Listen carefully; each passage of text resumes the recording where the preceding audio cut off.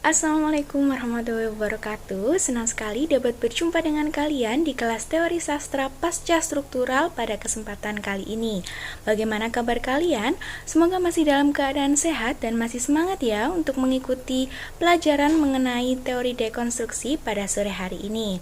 Bila pada pertemuan sebelumnya kita sudah membahas mengenai transisi dari struktural ke pasca struktural, maka kali ini kita akan mulai membahas satu persatu teori pembacaan yang masuk ke dalam kategori pasca struktural. Tak lengkap rasanya tanpa memperkenalkan diri terlebih dahulu. Perkenalkan, saya Imelda Febi Salsabila, bisa dipanggil Kak Imel. Pada pertemuan kali ini, saya akan membantu kalian memahami lebih lanjut mengenai teori dekonstruksi. Untuk memahami lebih lanjut, mari kita pahami bersama pada PowerPoint berikut ini. Baik, apa itu dekonstruksi? Mungkin dari kalian banyak yang tidak asing mengenai kata dekonstruksi. Maka dari itu, kita akan memahami lebih lanjut mengenai teori ini. Terlebih dahulu, kita akan membahas mengenai latar belakang dari teori dekonstruksi ini.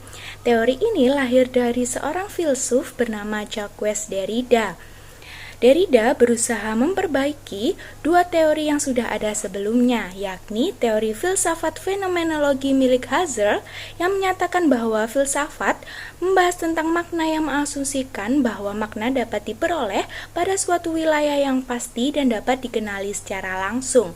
Kemudian, teori strukturalisme milik Saussure yang menyatakan bahwa kenyataan tertinggi atas realitas adalah struktur itu sendiri. Makna sebuah penanda tidak diperoleh dari hubungannya dengan petanda, melainkan dari perbedaannya dengan penanda-penanda yang lain. Misalnya, makna kata hitam yang diperoleh dari perbedaannya dengan putih, merah, dan warna lain. Teori ini menolak pandangan bahwa bahasa memiliki makna yang pasti sebagaimana yang disodorkan oleh strukturalisme. Tidak ada ungkapan atau bentuk-bentuk kebahasaan yang digunakan untuk membahasakan objek yang bermakna tertentu dan pasti. Oleh karena itu, dekonstruksi termasuk ke dalam aliran pasca strukturalisme. Apa yang dimaksud dengan dekonstruksi? Dekonstruksi sendiri merupakan salah satu teori pembacaan yang dapat diterapkan ketika kita membaca suatu teks. Tujuannya melakukan penghancuran atas klaim-klaim implisit bahwa sebuah teks memiliki landasan yang cukup untuk menetapkan batasan-batasannya sendiri, koherensi, dan makna yang bersifat tetap. Artinya, tidak ada teks yang mampu merepresentasikan apalagi menunjukkan kebenaran secara tetap atau absolut. Tujuan dari teori dekonstruksi ini menunjukkan ketidakberhasilan upaya penghadiran kebenaran yang absolut dengan menunjukkan sisi-sisi tersembunyi yang mengandung banyak kelemahan dan kepincangan di balik suatu teks. Metode dekonstruksi ini dapat diterapkan dalam 3 langkah. Yang pertama, mengidentifikasi hierarki oposisi dalam teks yang biasanya terdapat peristilahan yang diistimewakan secara sistematik. Oposisi-oposisi biner ini contohnya seperti oposisi antara judul dengan cerita, oposisi antara fiksi dan fakta, oposisi antara fiksi dan sains, oposisi antara karya sastra yang satu dengan karya sastra yang lain, oposisi antara teks dengan realita, atau sebagainya. Yang kedua, oposisi tersebut dibalik dengan menunjukkan adanya saling ketergantungan di antara yang saling berlawanan sekaligus mengusulkan privilege secara terbalik. Ketika kita membalik oposisi tersebut, kita akan mengetahui kaitan atau ketergantungan antara satu oposisi dengan oposisi yang lain. Yang ketiga, memperkenalkan sebuah istilah atau gagasan baru yang tidak bisa dimasukkan ke dalam kategori lama. Setelah kita melakukan metode pembalikan, kita dapat mengetahui gagasan-gagasan baru yang muncul atas pembalikan oposisi yang sebelumnya sudah dilakukan. Terdapat hal-hal baru yang ditemukan dalam teks yang sebelumnya tidak bisa ditemukan dalam pembacaan biasa. Kecenderungan utama oposisi biner adalah anggapan bahwa unsur yang pertama merupakan pusat, asal-usul, prinsip dengan konsekuensi logis, unsur yang lain menjadi sekunder, marginal, manifestasi, dan padanan pelengkap lainnya. Cara-cara pemecahan yang dilakukan oleh Derrida pun khas, yakni melalui difference yang berarti membedakan atau menunda. Artinya, terdapat satu oposisi yang dianggap sebagai pusat dari oposisi lain, dan oposisi lain dianggap sebagai pelengkap, sehingga kebenaran dalam suatu teks tidak bisa dianggap sebagai hal yang absolut. Perlu ada fase pembedakan atau menunda terlebih dahulu persepsi kita terhadap suatu teks untuk melihat kaitannya dengan oposisi-oposisi yang lain. Untuk lebih mudah memahami apa itu dekonstruksi, mari kita pahami tabel warna-warni berikut ini. Pemahaman sederhananya, untuk membangun atau merekonstruksi sesuatu yang baru, kita perlu melakukan penghancuran atau dekonstruksi terhadap sesuatu yang lama. Maka tahapannya, di dalam sebuah dekonstruksi terdapat dekonstruksi yang lama, kemudian didekonstruksi dan menghasilkan konstruksi baru.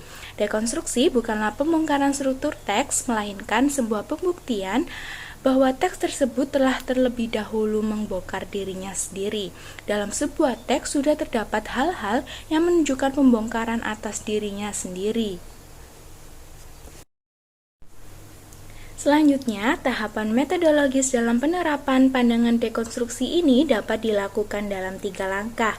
Yang pertama, menentukan teks yang akan dipakai. Teks tersebut dapat berupa novel, cerpen, puisi, dan lain sebagainya.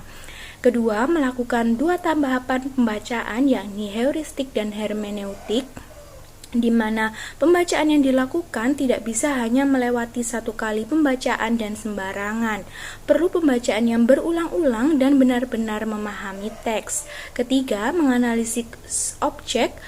Penelitian dengan tahapan mendaftar wacana yang teridentifikasi dalam teks, menyalin keseluruhan tuturan sebagai penanda, mengaitkan dengan realitas, membandingkannya dengan wacana atau realitas di luar teks.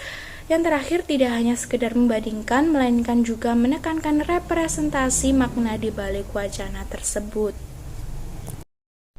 Berikut contoh pembacaan dekonstruksi yang dapat kita terapkan.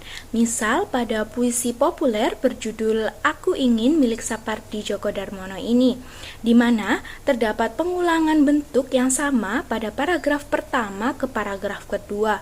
Pengulangan tersebut disertai dengan penggantian objek tertentu. Aku ingin mencintaimu dengan sederhana, dengan kata yang tak sempat diucapkan kayu kepada api yang menjadikannya abu. Aku ingin mencintaimu dengan sederhana, dengan isyarat yang tak sempat disampaikan awan kepada hujan yang menjadikannya tiada. Pada puisi tersebut terdapat pengulangan paralelisme tidak setara di mana kata ingin digunakan alih-alih menggunakan kata mau atau akan atau selalu atau bahkan langsung aku mencintaimu dengan sederhana. Selain pengulangan tadi, terdapat penggunaan kata atau objek yang diubah pada paragraf pertama yang berbentuk solid diubah menjadi bentuk cair bahkan nihil di paragraf kedua. Seperti yang kita lihat, pada kategori pertama terdapat kata diucapkan kayu, api, dan abu yang memiliki sifat solid atau memiliki bentuk. Sedangkan pada paragraf kedua, kata isyarat disampaikan awan, hujan, dan tiada dikategorikan sebagai kata yang berbentuk cair atau tidak berbentuk, bahkan nihil. Nah, kata-kata tersebut menjadi suatu penanda bahwa ada hal yang ingin disampaikan oleh penulis, di mana penulis mengisyaratkan hal-hal yang solid dan hal-hal yang nihil.